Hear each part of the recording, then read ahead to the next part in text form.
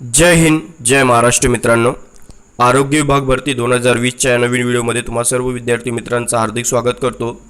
विद्यार्थी मित्रांनो, आरोग्य विभागामध्ये 17,000 पदांची मेगा भरती होणार याबाबत गेल्या 7 महिन्यांपासून चर्चा सुरू आहे। म्हणजे एप्रिल महिन्यामध्ये जो GR आलेला होता त्या GR मध्ये म्हटलेलं होतं की आरोग्य डिपार्टमेंट वगळता इतर कुठल्याच डिपार्टमेंटमध्ये भरती केली जाणार नाही आणि ते सत्यसुद्धा झालेलं आहे।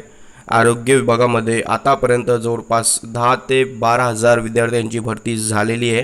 ती कशी ते सुद्धा सांगतो। त्यानंतर 17,000 पदांची जी एक साथ भरती येणार होती, म्हणजे 17,000 पदांची जाहिरात येणार होती, ती अजून का आली नाही आणि काय गोष्ट नेमकी याला नडली किंवा कशामुळे ही आली नाही ते आपण सविस्तर जाणून घेऊयात।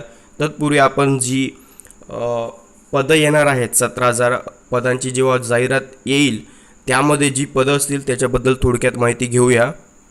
शासनाचा जो कल आहे आरोग्य डिपार्टमेंटची भरती घेऊन, तर ती पदं भरण्यात PHC सेंटर जे असतं, प्रायमरी हेल्थ केअर सेंटर किंवा आपण सरकारी दवाखाने म्हणू शकतो, तर त्या ठिकाणी जी पदं रिक्त आहेत ती भरण्याचा त्यांचा जो कल आहे 17,000 पदांसाठी।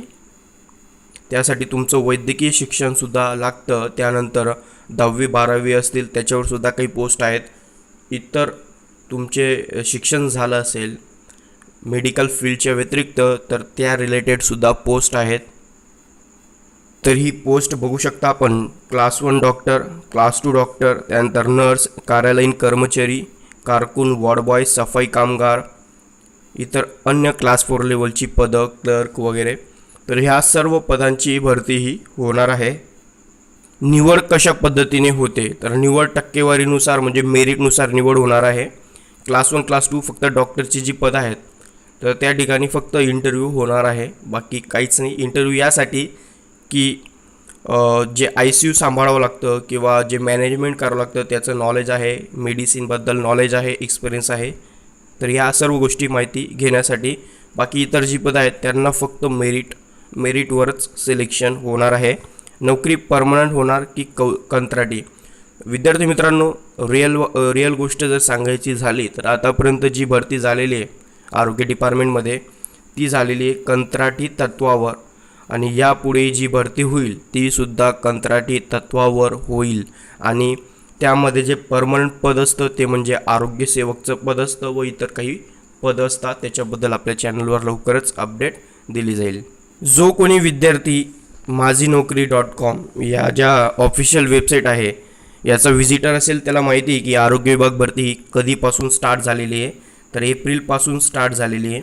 एप्रिलपासून कंटिन्युअस त्या ठिकाणी 500, 1000, 1500, 3000 अशा जागा प्रत्येक जिल्ह्यावाईज येत आहे। NHM under, national health under, ठीक आहे। तर राष्ट्रीय आरोग्य अभियान महाराष्ट्र याच्या अंतर्गत आपलं जे आता ही व्हिडिओ बनते याचं शीर्षक खरं तर राजेश टोपेंनी टोपी घालून केली बेरोजगार तरुणांची थट्टा असं पाहिजे होतं। कारण ज्यावेळी आपल्याला परवानगी मिळाली एप्रिल महिन्यामध्ये, तर त्यावेळी असं उग्र वातावरण महाराष्ट्रामध्ये नव्हतं। तर त्यावेळी तात्काळ तुम्ही 17,000 पदांची जी भरती ती काढायला पाहिजे होती, मेरिटनुसार विद्यार्थ्यांना सिलेक्ट केलं पाहिजे होतं। पण तुम्ही काय केलं, तर प्रत्येक डिस्ट्रिक्ट वाईज जिल्हाधिकाऱ्यांना परवानगी दिली की तुमच्या PHC सेंटरमध्ये तुमच्या जिल्ह्यामध्ये जी काही आरोग्य विभागामध्ये पदं असतील ती तुम्ही डायरेक्टली तुमच्या इथं रिक्रुटमेंट टाकून ऑफिशियल वेबसाईटला, जिल्ह्याची ऑफिशियल वेबसाईटला टाकून ते पदं भरून घ्या। त्यामुळेच ही भरती जी आहे 17,000 पदांची, जे विद्यार्थी या भरतीसाठी उत्सुक होते त्यांना तुम्ही नाराज केलेलं आहे। तर ही खूप चुकीची बाब आहे। याच्याबद्दल विद्यार्थ्यांनी जरूर कमेंट करावी, काय मत आहे, मी जे शीर्षक दिलं आहे आपल्या या व्हिडिओला ते बरोबर आहे का। राजेश टोपे साहेब कधी टोपी घालून कधी मास्क घालून बेरोजगार तरुणांची थट्टा करतातच। तर आता डिटेल बातमी आपण पेपरमध्ये आलेली ती सुद्धा बघूया, त्यांनीच ते म्हटलं आहे। स्क्रीनवर पाहू शकता मित्रांनो, राज्यात दिवाळीपूर्व संपूर्ण अनलॉक होणार, आरोग्यमंत्री राजेश टोपे यांची माहिती। ही बातमी आहे आजचीच 11 ऑक्टोबरची। प्रार्थनास्थळे उघडणार, जिम उघडणार, शाळा मात्र दिवाळीनंतरच. म्हणजे राजेश टोपेंचा आता विचार काय आहे, तर दिवाळीच्या आधी एक्झाम घ्यायची किंवा दिवाळीच्या आधी 17,000 पदांची जाहिरात काढायची. दिवाळी ऑफर विद्यार्थ्यांना देणार आहे. ठीक है, दिवाली की स्पेशल ऑफर देने वाले हैं हमारे राजेश मंत्री साहब. तर विद्यार्थी मित्रांनो, हा खूप मोठा गोंधळ राजेश टोपे साहेबांनी केलेला आहे. आणि या ठिकाणी त्यांनी, जर तुम्ही डिटेल बातमी वाचाल तर त्यांनी 17,000 पदं काढली नाही याचं जर त्यांना उत्तर विचारलं तर ते आता काय म्हणताय की मराठा आरक्षणाचा मुद्दा, मराठा समाजाला 17% 13% आरक्षणाबद्दलचा जोपर्यंत मुद्दा सॉल्व्ह होत नाही तोपर्यंत आपण काय भरती काढणार नाही असं त्यांनी म्हटलं. पण दिवाळीपर्यंत नक्कीच आपण तुम्हाला ऑफर देऊ, स्कीम देऊ, त्यामध्ये सूट देऊन भरती नक्कीच काढू, अशा पद्धतीचं त्यांनी वक्तव्य केलेलं आहे. तर हे कुठेतरी चुकीचं आहे, मनाला हादरा देणार आहे. त्यामुळे विद्यार्थी मित्रांनो, जी तुमच्या जिल्ह्यामध्ये जी पदं भरली जात आहे जिल्हाधिकाऱ्यांमार्फत, त्यामध्ये सुद्धा तुम्ही फॉर्म भरा आणि तिथं सिलेक्ट होऊन जा. बाकी 17,000 पदांची भरती आल्यानंतर तुमच्यापर्यंत सर्वात आधी बातमी आपण पोहोचवू.